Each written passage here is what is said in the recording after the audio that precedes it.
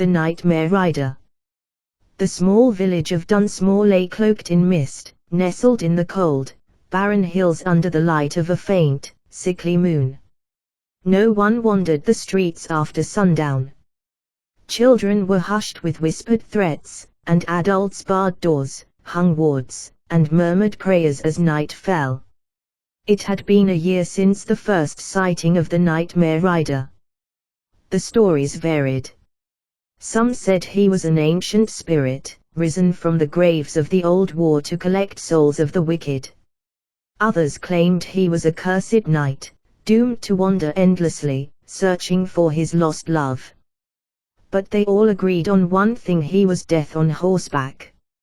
Late one night, Rowan, a young stable hand from the village, stared out his window.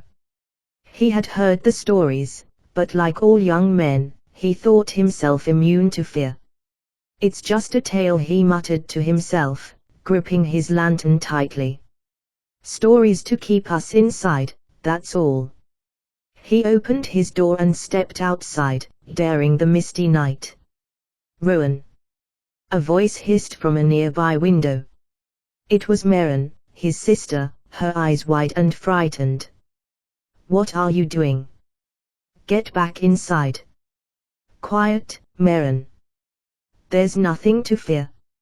I'll just go to the stable and check on the horses." He laughed, a little too loudly.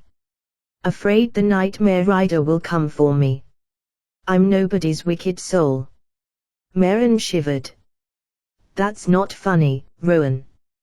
I heard old Ida say she saw him last week out by the crossroads.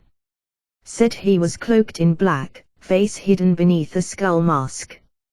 He rode a huge, shadow-black horse that snorted fire." Rowan waved her off, though a chill prickled down his spine. "Ida says a lot of things." Ignoring her whispered warnings, he made his way through the dense fog that clung to the ground like ghostly fingers. The stable was only a few hundred yards away, but the journey felt like miles. Every shadow seemed to stretch toward him, every whisper of wind carried an eerie moan. As he reached the stable door, he heard a soft thud, hooves, steady and deliberate, breaking the quiet of the night. His heart skipped. "Who's there?" he called, his voice shaky despite his bravado. From the mist, a figure emerged. Cloaked in black, riding a horse as dark as midnight, its eyes glowing with a spectral light. The figure's face was hidden behind a bleached skull mask, empty eyes staring into Rowan's very soul. The Nightmare Rider. The horse snorted, wisps of fog curling from its nostrils. Rowan backed up, heart hammering against his ribs. You're not real," he stammered. "Just a story." The rider tilted his head, the hollow eyes of the skull mask seeming to pierce him. A deep, cold voice, like the groaning of ancient wood, filled the night air. "I am as real as the fear in your heart, boy." Rowan's mouth went dry. He took another step back. What do you want?" The rider dismounted, landing with a soft thud. He was tall, towering over Rowan, his dark cloak billowing around him like a shroud. "Many years ago, I was wronged. Betrayed by those I loved, forsaken by the ones I fought to protect." His hand tightened on the reins of his horse. "I ride to claim the souls of those who live in sin, those who hide their wickedness beneath a mask of innocence." I am no sinner," Rowan whispered, his voice trembling. "I'm just a stable boy." The rider's hand extended, pointing a gloved finger at him. "Are you, Rowan, son of Veth? You've stolen, lied, betrayed trust, small sins, yes. But sin is sin." Rowan swallowed hard, remembering every foolish thing he'd done, every time he'd pocketed a coin that didn't belong to him, every petty lie he'd told. Those are nothing. I've never hurt anyone. Sin feeds upon itself, grows stronger in silence," the rider replied, his tone as cold as death itself. "You do not even fear the consequences of your actions, and that makes you ripe for judgment." "No. Please." Rowan fell to his knees, the lantern falling from his hand and rolling to the ground. "I didn't mean any harm. I can change. I swear it." The rider's hand lingered in the air for a moment, then dropped. "Perhaps fear will drive you to redemption." He mounted his horse, eyes still locked on Rowan. "But know this, should I see you again, there will be no mercy." Rowan nodded frantically, scrambling back to his feet as the rider turned, his cloak swirling around him like a shadow. The rider's horse pawed the ground, eager to move on.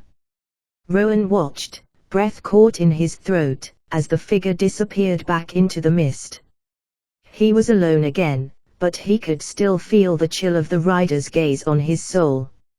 Rowan staggered back to the village, every step heavy with fear. He didn't speak of the encounter to anyone, but he knew that he would never forget those hollow eyes staring into his heart. The nightmare rider moved on through the mist, his mission unfinished. The village of Dunsmor was restless that night. Some swore they saw a cloaked figure in the fog, a horse that moved silently through the darkness. Others heard the whispering wind, carrying words of warning and judgment. In a dimly lit cottage, an old woman sat by her hearth, her hands trembling as she tended to the fire. Her name was Ida, and she had been the village's healer for as long as anyone could remember. She was no stranger to whispers of curses and tales of spirits, but the nightmare rider was something different, something that tugged at her own shadowed past. She had wronged someone long ago, someone who had loved her dearly. She could feel his memory like a weight on her chest. She murmured to herself, "Please, no. Not him. Not now." A soft, hollow voice echoed through her cottage. "Do you remember me, Ida?" She turned slowly, and there he stood, the rider, his skeletal mask illuminated by the dim firelight. She gasped, clutching her chest. You can't be real." "Real enough to remember," he replied, stepping closer, his presence filling the room with an icy chill. "Do you remember what you took from me?" Her voice cracked, heavy with the weight of old guilt. I was young. I didn't understand." "You knew what you were doing, Ida." His voice was unyielding. "You lied to me, betrayed my trust, left me to die on that cursed battlefield. And for what? A handful of coins. A false promise of security." Ida's eyes filled with tears. "I regretted it every day. I prayed for forgiveness. Prayers do not erase what was done." He reached out, his gloved hand hovering above her. "You have lived a life in shadows, Ida. Your time has come." She fell to her knees, sobbing. Please give me one more chance. I can make it right." The rider tilted his head. "Can you bring back the lives you stole with your lies?" Ida shook her head, defeated. No, I cannot." The rider's hand dropped, his voice a whisper. "Then there is nothing left but judgment." The fire dimmed, and the last sound Ida heard was the chilling neigh of the rider's horse. The following morning, the villagers found Ida's body by the hearth, her face twisted in terror, her eyes wide open as if she'd seen something beyond the grave. Whispers filled the village. "The rider has taken her," they murmured. "She's paid for her sins." From then on, Dunsmor was a village haunted by the memory of the nightmare rider. People spoke of him in hushed voices, the daring and the sinful shivering whenever his name was mentioned. Years passed, and Rowan grew older, his hair flecked with grey. He had long since left his petty thieving ways behind, fearful of ever encountering the rider again. He became a respected man, married and had children, but the memory of that cold, hollow gaze never left him. One night, many years later, Rowan's son, Thomas, crept out of the house. The mist was thick, and the moon hung low in the sky.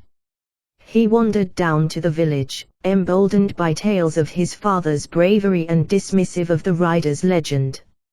As he walked, he felt a chill in the air, a prickle of fear on his skin. From the fog, the sound of hooves echoed, slow and steady. A dark figure emerged, cloaked and silent. The nightmare rider. Thomas froze, his heart hammering in his chest. The rider stopped before him, the hollow eyes of his mask staring down. "You bear a familiar soul," he whispered, his voice cold as death. "Are you not the son of Rowan, the stable hand?" Thomas swallowed, his voice barely a whisper. "Why, yes. That's my father." The rider leaned forward, the shadows deepening around him. "Then let him know that I remember. Sin may be buried, but it does not die." And with that, the rider and his dark steed melted back into the fog, leaving Thomas trembling in the moonlight. The next morning, Thomas told his father what he had seen. Rowan's face paled, the old fear returning as if no time had passed. He whispered a single phrase, barely audible, "He's never gone." The nightmare rider would ride again, as long as there were souls tainted by shadows and hearts burdened with secrets.